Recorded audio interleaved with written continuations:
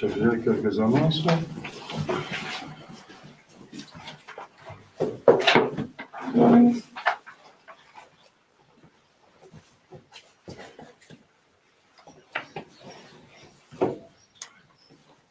Donc aujourd'hui, on fait la solennité du Sacré-Cœur. Il n'y a pas de mémoire du dimanche d'aujourd'hui, ça veut dire le troisième dimanche après la Pentecôte, parce que tout dimanche est bien sûr un hommage à la Sainte Trinité, mais aussi une fête de notre Seigneur Jésus-Christ. Et les rubriques interdisent d'avoir le même jour deux fois la fête de la même personne. Donc le Sacré-Cœur, c'est la fête de Jésus-Christ. Et dimanche aussi, une fête de Saint Jésus-Christ. Donc, il n'y a pas de mémoire de dimanche, parce qu'il y a déjà donc, cette messe du Sacré-Cœur. Après la messe, comme demandé par l'Église, on va faire le salut du Très Saint Sacrement, avec comme le pape Pie XI l'a demandé en 1928, les litanies du Sacré-Cœur et l'acte de réparation devant le Saint-Sacrement exposé. Demain, Sainte Julienne Falconieri, Vierge, mémoire de Saint Gervais et Protet, martyr. Mardi de la Férie, mémoire de Saint Silver, pape et martyr. Mercredi, Saint Louis de Gonzague, confesseur. Jeudi, Saint Paulin d'Onol, évêque et confesseur. Vendredi, la vigile de Saint Jean-Baptiste.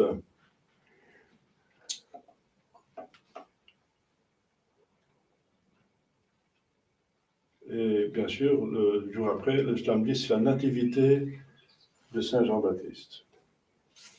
Saint Jean-Baptiste est mort martyr, mais la couleur est blanche, parce qu'il y a deux fêtes. Ça, c'est la fête de sa nativité, et l'autre fête, c'est la fête de sa nativité dans le ciel, dans la gloire, comme on dit, Natalitias, dit Saint Augustin.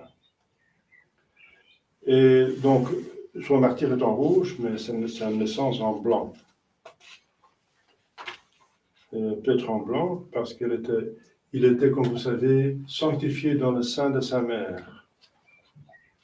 Sinon, on ne peut pas fêter la nativité de quelqu'un qui est né en état de péché de mortel, même si c'est le péché originel.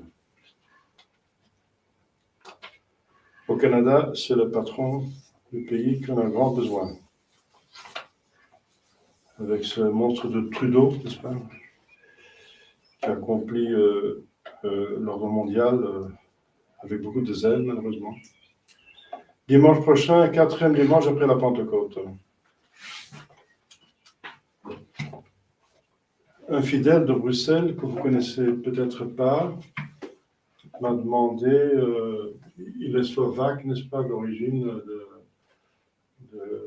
d'extrémiser, ça veut dire porter le dernier sacrement à sa grande tante, ça veut dire la sœur de sa grand-mère, qui est mourante en Slovaquie. Il ne trouve pas de prêtre convenable, tout sont modernos. Et voilà. Donc, probablement, il va payer un ticket pour aller là cette semaine. Alors, il y a encore une nativité, une naissance attendue, n'est-ce pas? Je dois essayer de combiner les deux événements, n'est-ce pas? Donc, il y a un baptême prévu bientôt. Donc, je demande une petite prière que tout se passe bien, n'est-ce pas? Bien sûr, si on demande d'aller pour l'extrême onction, il faut y aller, même si ça coûte notre vie, n'est-ce pas? C'est de telle façon que Padre Lepro, le héros de la résistance des Mexicains au début du XXe siècle, la Christeros est mort. Il était appelé pour une extrême onction. Il avait le doute si c'était un piège, mais il devait y aller. Il est allé et c'est un piège. On l'a pris, on l'a exécuté, on l'a fusillé. Il y a une photo de sa fusillade en plus. Il a les bras ouverts en disant « Vive le Christ roi ». c'est beau de mourir comme ça. On a quand même besoin de prêtres. Il ne faut pas que tous meurent quand même.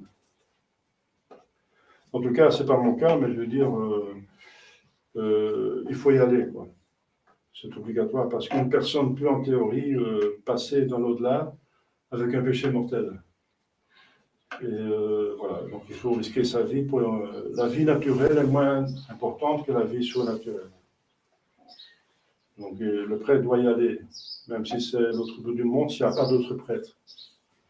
Et si c'est possible d'y aller, bien sûr. On n'est pas tenu à l'impossible. Donc appeler le prêtre à temps pour des gens qui sont où il y a un danger pendant 1 an de décès, à cause de maladie et ou de l'âge. Alors, il faut appeler le prêtre parce qu'il faut que la personne ait encore ses esprits pour confesser convenablement. Il ne faut pas attendre le dernier moment où ils sont parfois peu capables de se confesser convenablement. C'est dommage. Donc, faites venir un prêtre. Et ce n'est pas parce que la personne est extrémisée qu'elle va mourir. Hein. L'extrême onction n'est pas mortelle. Ce n'est pas quelque chose de menaçant. Au contraire. Un des premiers effets, c'est qu'elle peut donner la guérison. Et j'ai eu déjà 3 fois le cas que des personnes, comme vous savez, terminales, ont été guéries les jours après.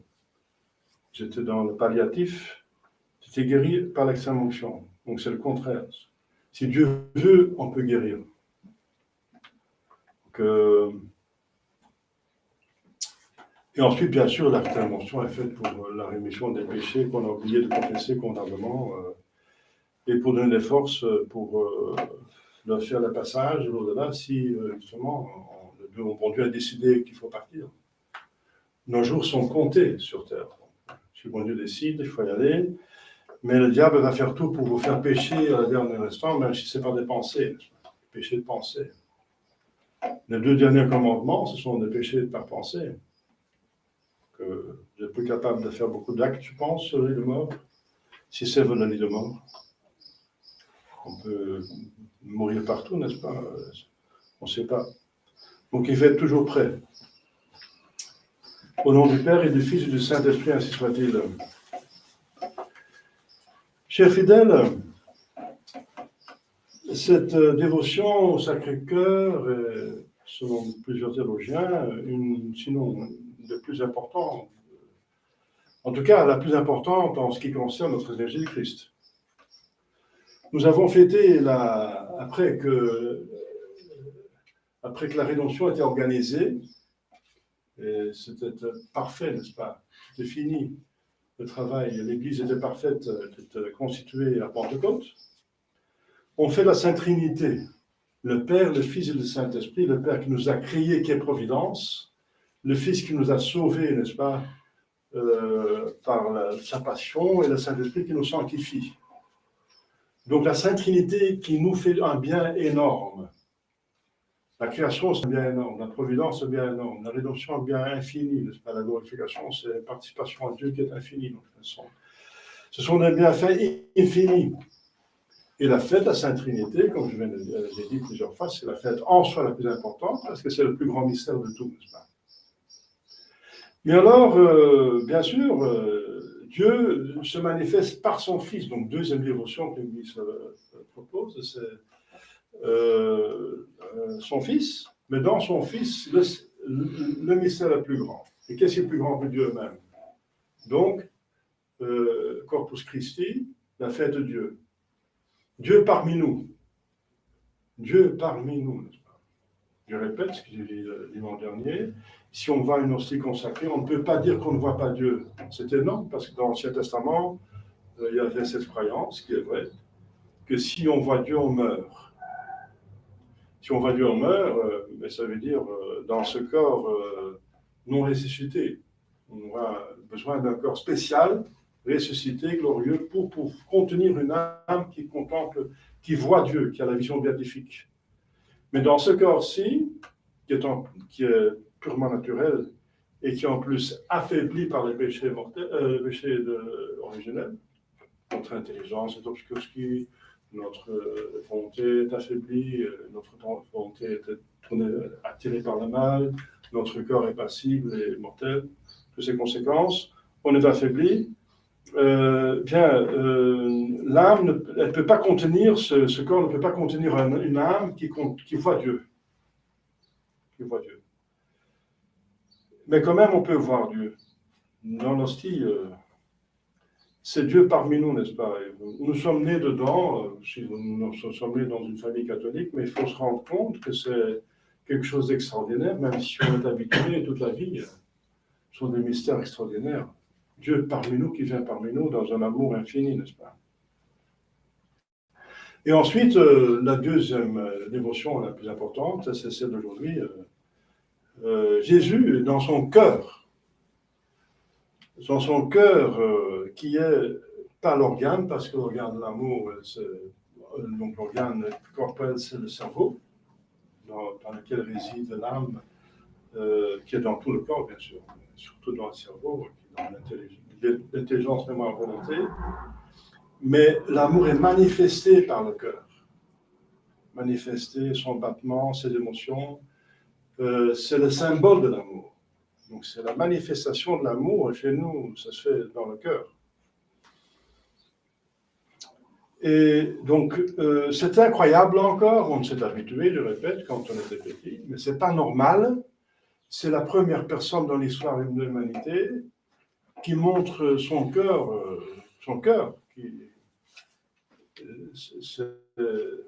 C'est une apparition, bien sûr, mais il a une plaie dans sa poitrine et on voit son cœur, qui montre son cœur, comme ça, tout en étant vivant.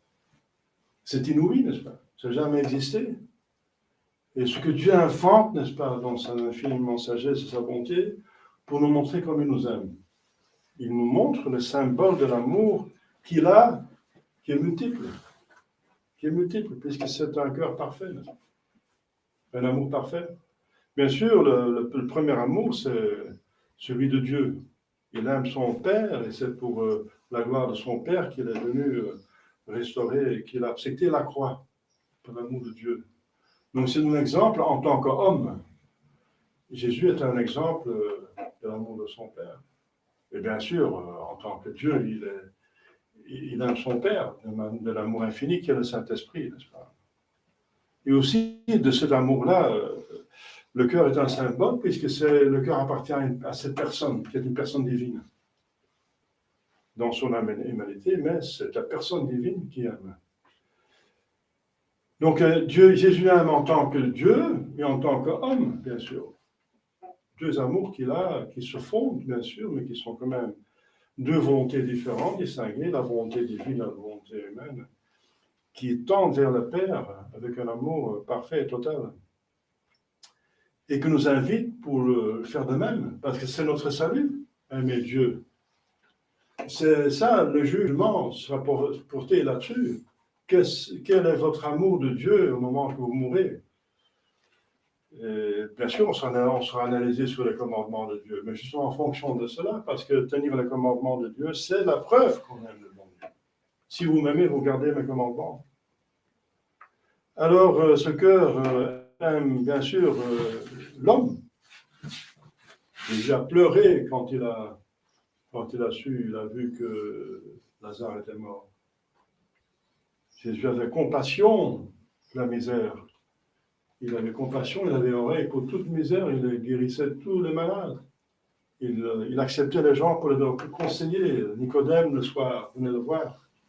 Avec beaucoup de patience, il acceptait les personnes dans leur misère, surtout spirituelle, mais aussi corporelle. Même matérielle, il a nourri une masse, n'est-ce pas, donné à manger. C'est un cœur qui est aimant de l'homme, et tout à fait ordonné, ça veut dire le plus important, le premier, ça veut dire la vie éternelle. Il nous aime, il fait tout pour nous donner la vie éternelle. Tout. Tous les miracles qu'il a fait, c'est en vue d'exciter, d'augmenter, affermir la foi. Et c'est un amour qui veut nous édifier, n'est-ce pas, qui nous aide à pas survivre. âme et corps. Comme je viens de dire aussi, le corps, il va nous aider dans les misères. La preuve de l'amour, c'est les actes, les bonnes œuvres qu'on fait. Quand on organise le bonheur de l'autre, c'est aimer s'organiser, vouloir le bonheur de l'autre, vouloir l'autre, le bonheur de l'autre, et collaborer. Et Dieu a fait ça de manière extraordinaire. Par sa croix, il nous a donné ouvert le ciel. Quel amour il a pour l'homme, n'est-ce pas? Un amour infini et éternel. Alors, c'est encore une invitation pour nous, n'est-ce pas, de l'imiter dans cela.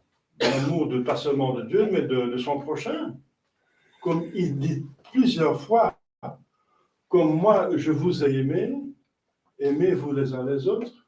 Ça veut dire il a tout donné, sans restriction, sans oui mais. Rien.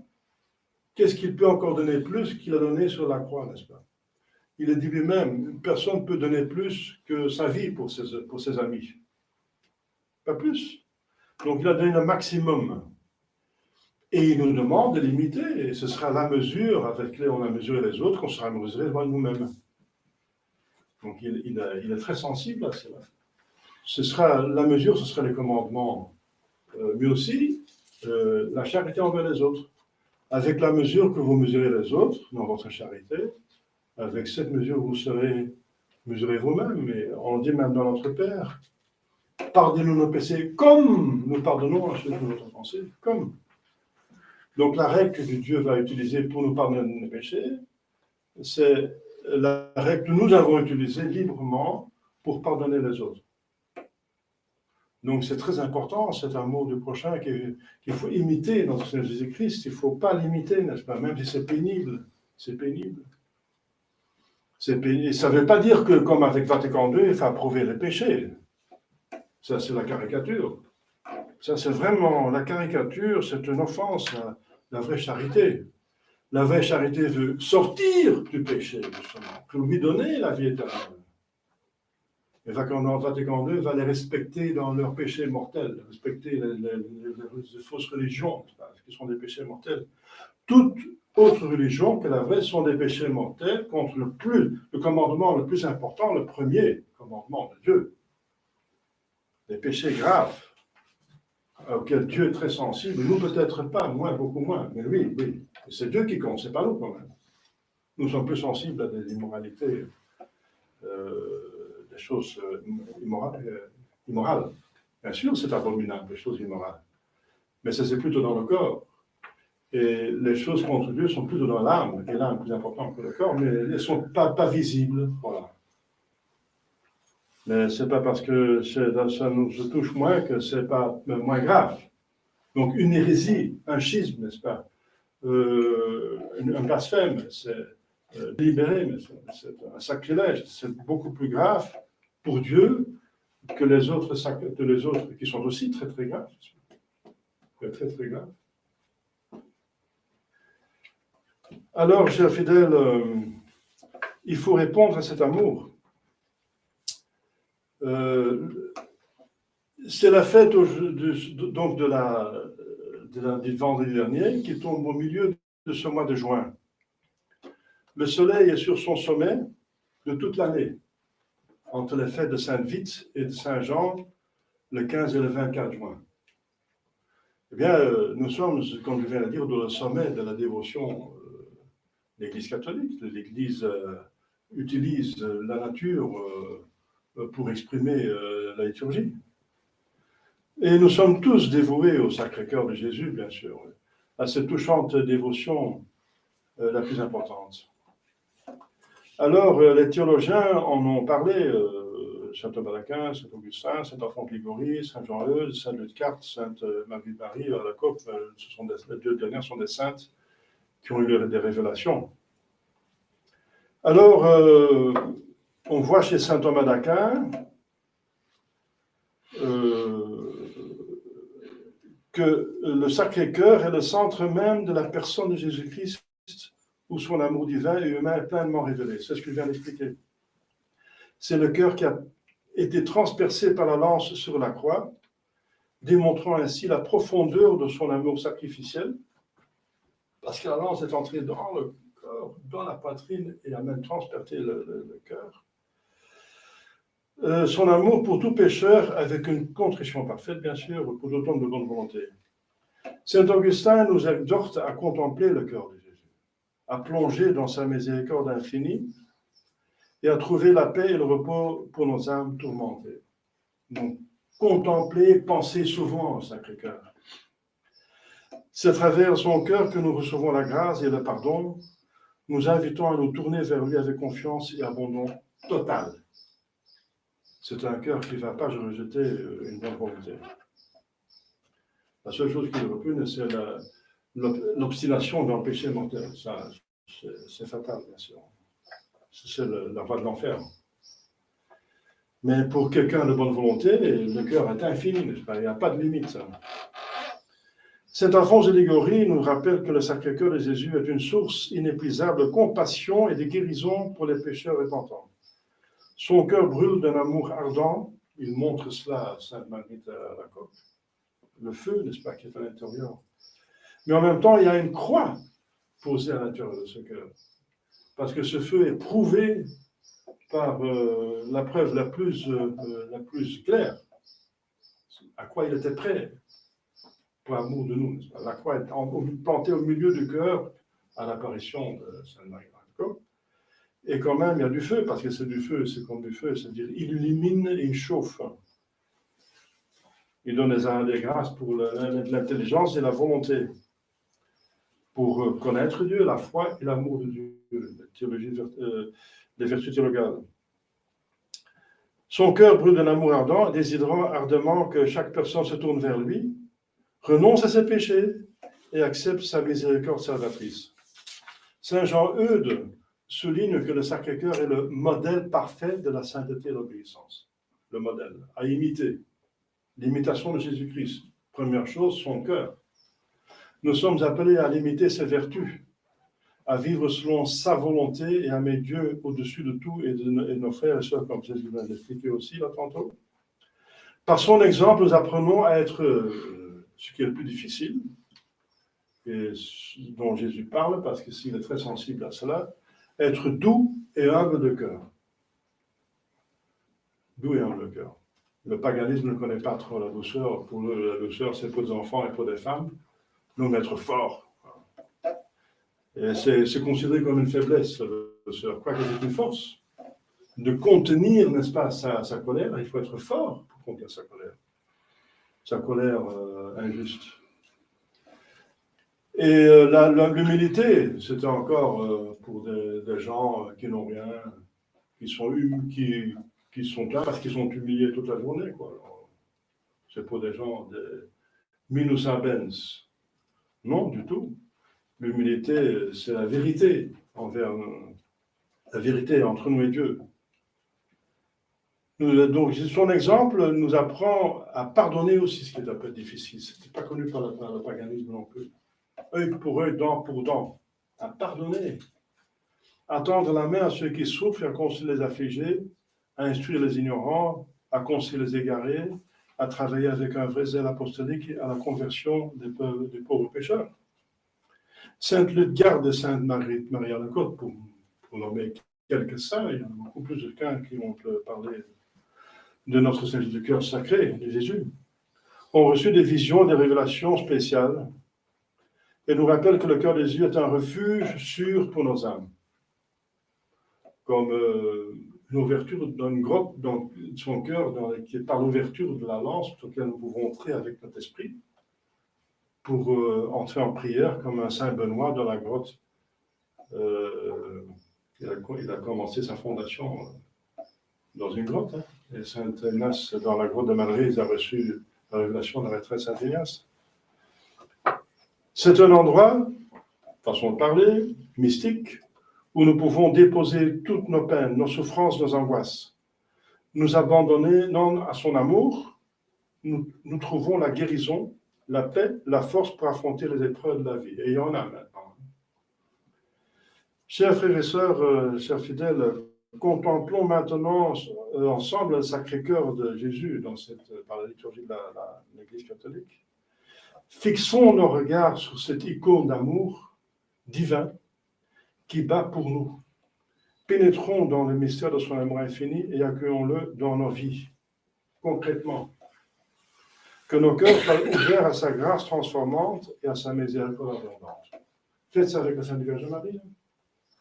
Avec Marie, aimer Jésus. C'est le plus parfait. C'est la voie la plus parfaite. Demandons au Sacré-Cœur de Jésus de nous aider à aimer comme lui, à servir comme lui et à donner sans mesure. Qui nous guide sur le chemin de la sainteté, nous raffermissant dans la foi, l'espérance de la charité. Donc en 1688, au cours d'une apparition à Sainte Marie de Marie, notre Seigneur a promis la grâce de la bonne mort à ceux qui communieraient les premiers vendredis du mois, 9 mois de suite. C'est ce qu'on appelle la grande promesse. Donc le Sacré-Cœur a fait 12 promesses pour ceux qui s'adonnent à cette dévotion du Sacré-Cœur. Je leur donnerai toutes les grâces nécessaires à leur état. Je mettrai la paix dans leur famille. Je les consolerai dans toutes leurs peines. Je serai leur refuge assuré pendant la vie et surtout à la mort. Je répandrai des abondantes bénédictions sur toutes leurs entreprises. Les pécheurs trouveront dans mon cœur la source et l'océan infini de la miséricorde. Les âmes tièdes deviendront ferventes. Les âmes ferventes s'élèveront à une grande perfection. Je bénirai moi-même les maisons où l'image de mon Sacré-Cœur sera exposée et honorée. Je donnerai aux prêtres le talent de toucher le cœur les plus endurcis. Les personnes qui propageront ces dévotions auront leur nom écrit dans mon cœur où il ne sera jamais effacé. Donc, sûrement, c'est dans la persévérance finale. Je te promets, notre Jésus-Christ, dans l'excès de la miséricorde de mon cœur, que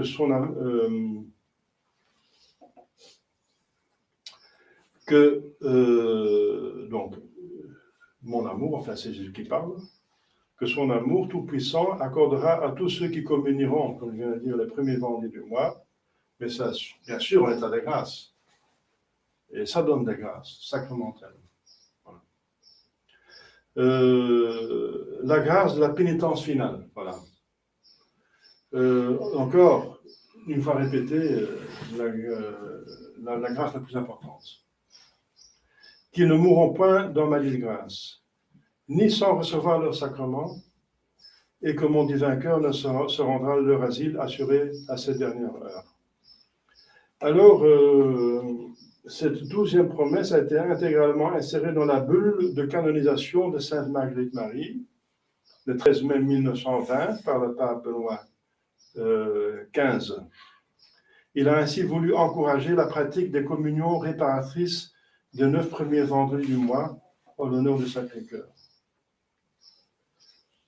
Voilà, chers fidèles, je vous invite à venir le premier vendredi du mois. Pour ceux qui ne savent pas, je pourrais dispenser, si je pense, parce que c'est pour les indulgences qu'on peut dispenser de faire une communion spirituelle là où vous êtes, à condition que vous ne pouvez vraiment pas venir.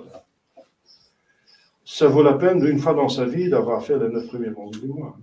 Vous voyez ce que ça donne. La chose doit être possible, en tout cas. Voyez par vous-même.